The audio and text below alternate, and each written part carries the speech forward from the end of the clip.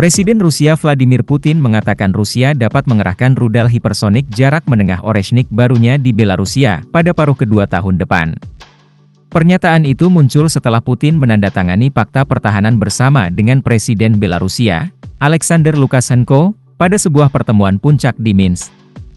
Saya pikir ini akan menjadi mungkin pada paruh kedua tahun depan, karena produksi serial sistem ini di Rusia meningkat dan ketika sistem rudal ini memasuki layanan dengan pasukan strategis Rusia, kata Putin, pada Jumat.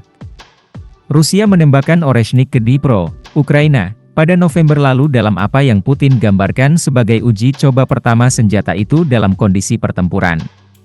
Peluncuran rudal Oreshnik sekaligus menjadi peringatan bagi sekutu Ukraina setelah mengizinkan Ukraina menembakkan rudal Ataccus dan Storm Shadow ke wilayah Bryansk dan Kursk di Rusia.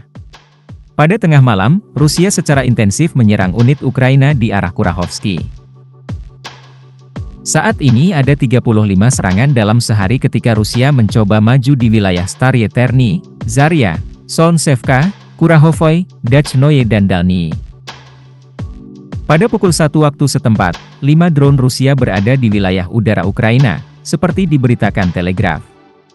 Kanselir Jerman tak mau beri rudal Taurus ke Ukraina. Kanselir Jerman Olaf Scholz kembali mengesampingkan pengiriman rudal Taurus jarak jauh ke Ukraina, yang dibuat di Jerman dan diminati oleh Ukraina. Senjata tersebut, yang dapat digunakan untuk menyerang target di Rusia, berisiko menimbulkan eskalasi yang harus dihindari, kata Olaf Scholz.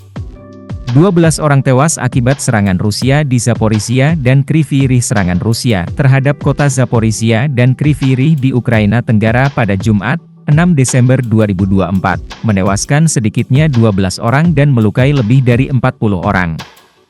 Serangan terhadap bengkel mobil di Zaporizhia mengubah fasilitas itu menjadi bola api raksasa dan menewaskan 10 orang, kata gubernur daerah tersebut, menambahkan bahwa 24 orang terluka, termasuk 2 anak-anak.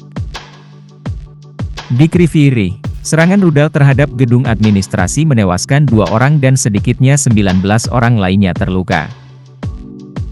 Zelensky kecam Rusia atas serangannya. Presiden Ukraina Volodymyr Zelensky mengecam Presiden Rusia Vladimir Putin atas 2 serangan Rusia di Zaporizhia dan Kryvyi Rih kemarin. Ribuan serangan yang dilakukan Rusia selama perang ini menunjukkan dengan jelas bahwa Putin tidak membutuhkan perdamaian sejati, kata Zelensky dalam sebuah posting di Telegram. Hanya dengan kekuatan kita dapat melawan ini. Dan hanya melalui kekuatan perdamaian sejati dapat dibangun, lanjutnya.